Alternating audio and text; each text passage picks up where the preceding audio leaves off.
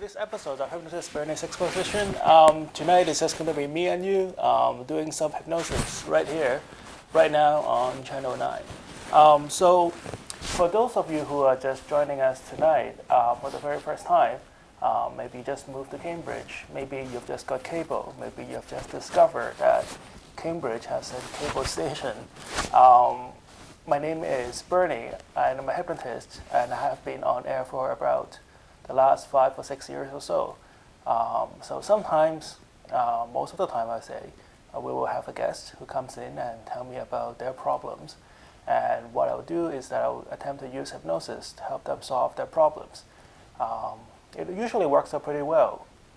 There were a few exceptions, but well, you have to go back to the archive to find those episodes, won't you? So sometimes my guest couldn't show up for one reason or another, usually because of, well, Boston traffic. So what we usually do, at the beginning I do some lectures. There was a time I believe people actually like listening to lectures. So that time has passed. So what I found people actually enjoy is when I look into the camera and do a hypnosis session for the whole city of Cambridge. For those of you who will be watching this, experiencing this, you are going to feel very relaxed. It will just be like you are about to fall asleep. It will feel like your entire body will feel very heavy. It will feel like your mind is sort of drifting away. And it is a very good feeling. A lot of people in the past have liked, using the Facebook term, like these kinds of episodes. So the last 2 times we've done this, so I remember it was Valentine's Day. Obviously, me being me, on Valentine's Day I show up here alone to do a show. I must be the only person who was here that night, but that was fine. But for Valentine's Day, what we did is I look into the camera and hypnotize whomever is watching to help them have more of affinity to attract the love that they want, or if they're already in a relationship, it will help them find the kind of peace and the kind of energy and motivation to keep the relationship going. So that is one of the more utilized use of hypnotism, right? A lot of people think about hypnotherapy. They think of people who have serious mental conditions, people who have serious disease, which is, in the past, it has been the utility of hypnosis is to only treat the most seriously ill, either mentally or physically ill patients. When you watch televisions, hypnosis has always been the last resort. Where everything has failed, you may want to try hypnosis. But nowadays, when knowledge and information become more popular, people have been using hypnosis for more everyday use, more everyday need, which is perfectly reasonable for any kind of scientific endeavor or technology becoming more advanced. A lot of people think that the more advanced the technology is, the less accessible to, like the more you need to, the more education you need, or the more distance it will be from humanity. But opposite is usually the case, right? As airplanes become bigger and faster, they've also become more comfortable, and it's also become much more accessible to the public. Many people who would not be able to afford an airline ticket, a lot of people would never even have seen an airplane in their lifetime in the 50s and 60s, would travel on an airliner just like they would travel on a bus. Back in the 80s and 90s, early 90s at least, when computers was in their infancy, only a selected few people will own a computer, and a selected few people have any knowledge on how to operate a computer. But nowadays, not only does everybody have a computer, if not 3 or 4 of them at home, most of us walk around with a computer in our pockets, your cell phone. So that is another instance where technology has become, an advanced technology has become more popularized. And the way we use advanced technology, and an indicator of an advanced technology is the utility of it, is often for some of the most mundane kind of purposes. Like a higher purpose does not make the technology more advanced. Sure, there will be instances where we have to airlift a beating heart to a hospital for a transplant, where every last second counts. That will be a utility for an air surface. But most of the time, we fly on an airline to go. Some people fly on an airline to go to work. If they live in Boston and they have to work in Philadelphia, they will go to the airport and fly in just for that day. It's even become more and more popular that people would commute daily on an airplane.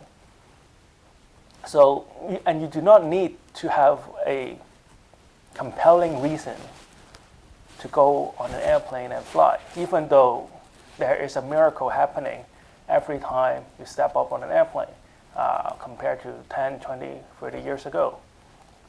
So with cell phone, when telephone first came out, when I was a kid, which is not that long ago, parents has always been saying that you should only use your telephone for emergency purposes. When telephone first came out, now I wasn't around for this, right? There's only one telephone per like a whole town or like a whole village. And I've been told that in some places in India, that is still the case because they thought this technology is so advanced that only a selected few people ever need to communicate that fast. Anything else, you should just communicate by postal mail. And nowadays, telephone conversations, well, a lot of people don't even talk on the phone anymore, but like most of the time people talk on the phone, it's not because of emergency purposes, even though that is a very legitimate and much in demand use of that technology, But 99% of the time, I would say that people use the phone to just talk about what happened during the day. Where are we going to lunch? Some of the times they would just be on the phone and not saying anything for hours. Now, that is not an abuse of technology. That is a demonstration of how far the technology has advanced. Now, going back to hypnosis, right? When hypnosis was still in its infancy, a lot of people would assume that hypnosis is only reserved for the most dire medical circumstances or the most serious of mental illness, or in case of forensics, the most difficult case to solve, or going back to mental health, right? The most severe kind of addiction will warrant the use of hypnosis. So a few years ago, I took a class at a local university, we'll just call it that. And the professors recommend that, hypnosis has become so popular and has proven to be so effective. Maybe we should consider that to be the first thing to use in treating, mental illnesses. By that, he specifically was referring to addiction. That was the lecture. And that was a few years ago. Nowadays, I think we are moving forward to a point where a lot of people would use hypnosis. They would just play recording for entertainment purposes because they want to feel more peaceful, more blissful, or they have a hard time falling asleep. Not in the case of medical insomnia, but like they just want to peace out. Sometimes people would want to use hypnosis to help them, get an edge confident edge if they're like a stock trader or if they're a salesperson. Or going back to the discussion point a few minutes ago, sometimes people use hypnosis to help them feel more confident, to attract the love. And sometimes people use hypnosis to help them feel more confident when it comes to their finances. I remember a few years ago where the financial crisis was happening. We did a number of point of view hypnosis sessions to help people feel more calm and relaxed about their personal finances. So that is a case in point where hypnosis has become more advanced, and that is a clear indicator that the technology of hypnotism has become so advanced that people could use it reliably, and they don't even question that anymore, to use it in the everyday kind of utilities, which is a good sign. Now going back to what we want to do today, right? So each and every time we do this hypnosis exercise, we want to first ask ourselves, what are we using this hypnosis for, right? So this morning when I was on Facebook, I saw this poster about this young lady who was pulling her hair out, and there were cats all over her room that she was looking, and her room was a mess, and all the animals in the room were going crazy, and her hand was in her bed and she was pulling things out, and the line underneath the poster goes, "I'm looking for my inner peace." I thought that was kind of funny, but I've been told that, which is a lot of people spend the day looking for the inner peace, right? It's one of those, inner peace is one of those funny things. The more you look for it, the harder it is to find. It's like happiness, right? Like, if you go search for happiness, you will never find it. So it's inner peace, right? Well, first of all, you want to look, the people who are aggressively looking for inner peace have, the reason why they're aggressively looking for inner peace is they were in a state of mind where they have no inner peace, or they don't believe they have inner peace at that particular moment. And the harder you are in pursuing that, the more effort you exert into finding inner peace, the more dire the situation will become, because it is kind of the counterproductive thing to do is to exert a lot of energy trying to attain a state of mind where you don't have to exert any energy, right? So this is where the hypnotism comes in tonight. For those of you who are, you may be overworked. Now, okay, so some of you may be overworked. Some of you may be at a crossroad in life. Some of you may have overcome something difficult, or some of you may just want more in life, right? Will have all the reason to be looking for inner peace, because you may not feel like you have inner peace right now. Now, my original point that I have alluded to was we are not here looking for inner peace. You are naturally able to. Inner peace is more like an exercise that a lot of people don't have a chance to do a lot, which is like push-ups. You're not looking for bigger muscles. Just do push-ups. Okay. Oh yeah. My point was, what was my point? So my point was that inner peace does not mean that you're sitting there like a vegetable, right? You're perfectly able to exercise inner peace while you're in action. An athlete in his peak performing moment could be in perfect inner peace as the action performs itself. A soldier who is in the heat of a battle could still own inner peace while he was carrying out the most mentally and physically aggressive activity. A trader, a stock trader by that I mean, or a scientist could be in a state of perfect inner peace while they're carrying out some of the most mentally demanding activities known to their field. So there's a difference between just sitting there and not doing anything. I don't mind that at all, but there's a difference between that. You can be sitting still and not move for the next 3 hours and still not have inner peace, right? You get what I'm saying? So let's make that distinction right now. So what I want you to do is to just take a deep breath in.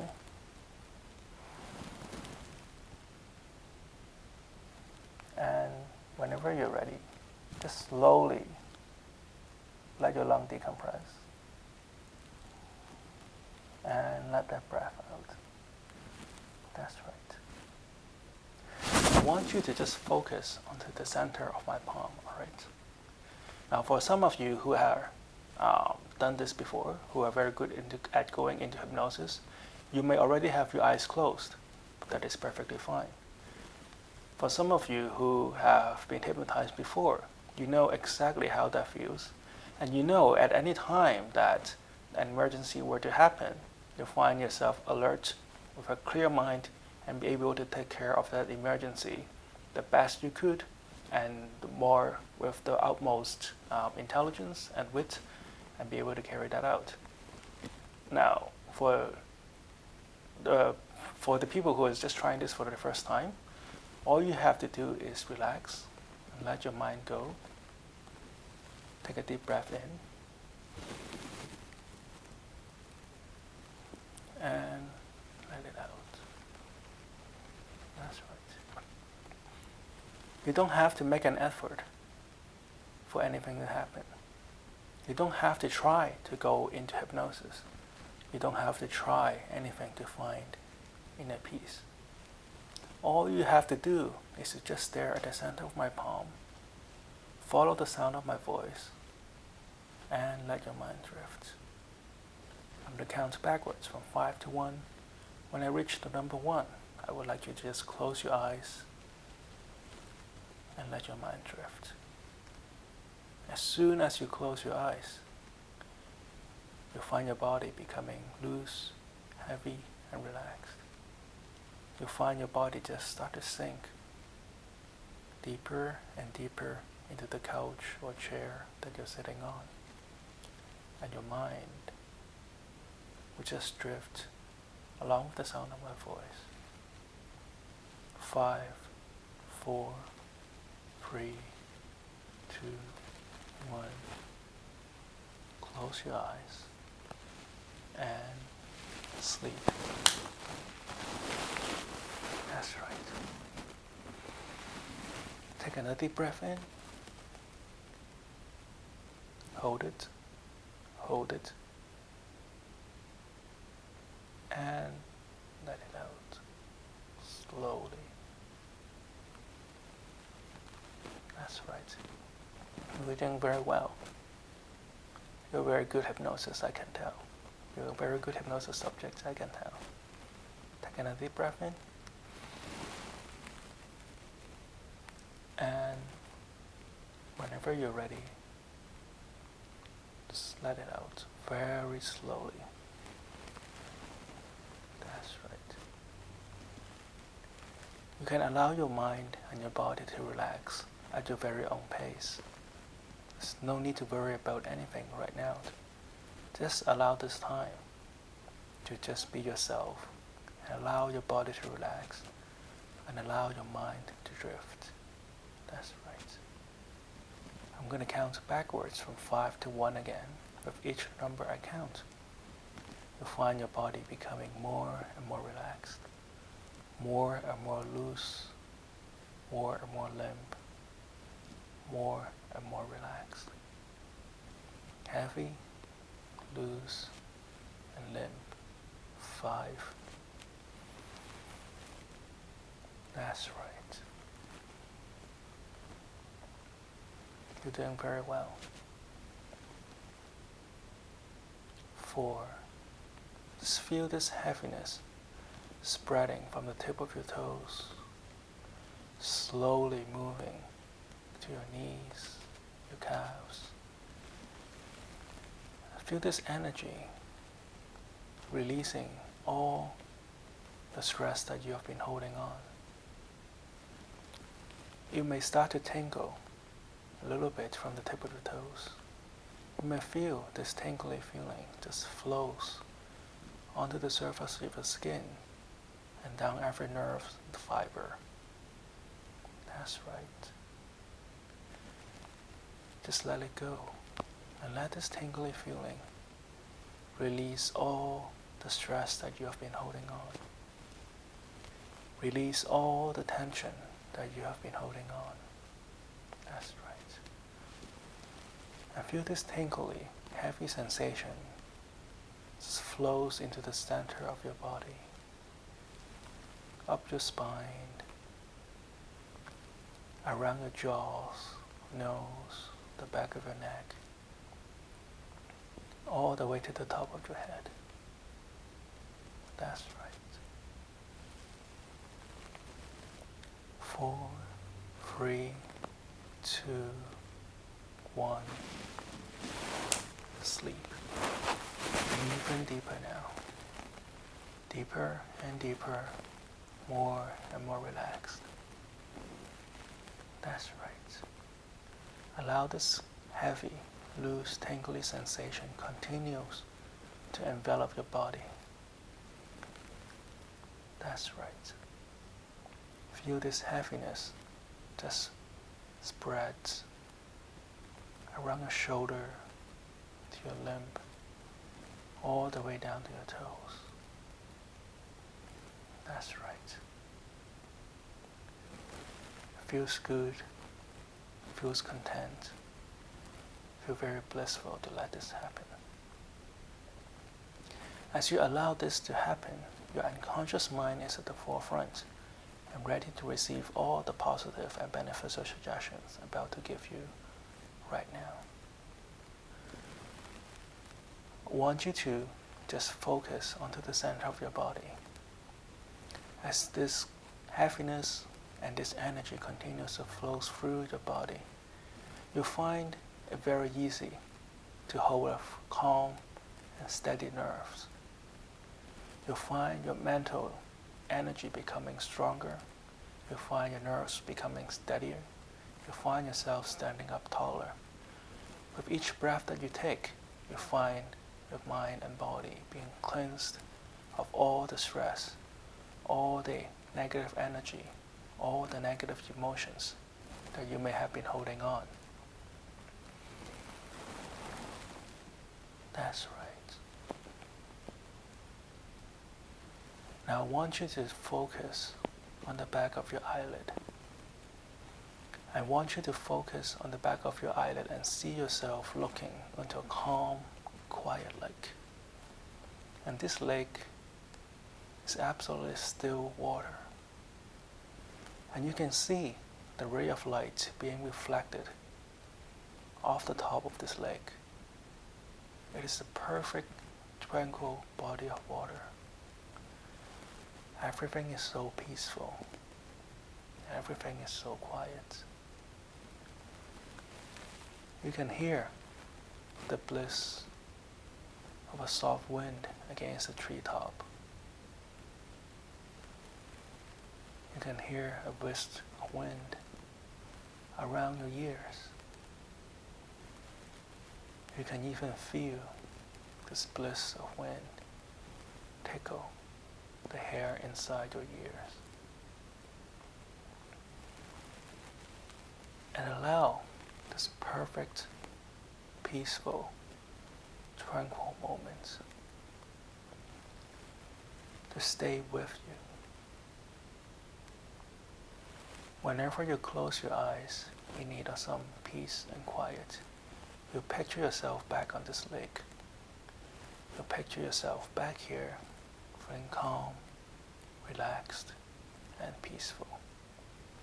In this perfect state of mind, all ideas will come to you easily.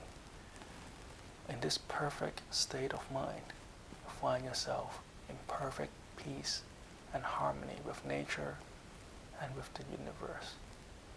In this perfect state of mind, you find yourself having the kind of peace and tranquility that will bring you prosperity, that brings you ideas, that brings you motivation, love, delight, and joy that you deserve to enjoy all your life. Take another deep breath in and let it out. I'm going to count from 1 to 5. When I reach number 5, you come back to this room feeling great, feeling like you've just left for the last 12 hours, full of life, full of energy. 1, 2, 3, 4, 5. Take a deep breath in and let it out. That's right. Welcome back. Feels good, doesn't it? This is Hypnotist Bernie's exposition. Join us next week, CCTV Channel 9, Cambridge. Have a wonderful, wonderful night.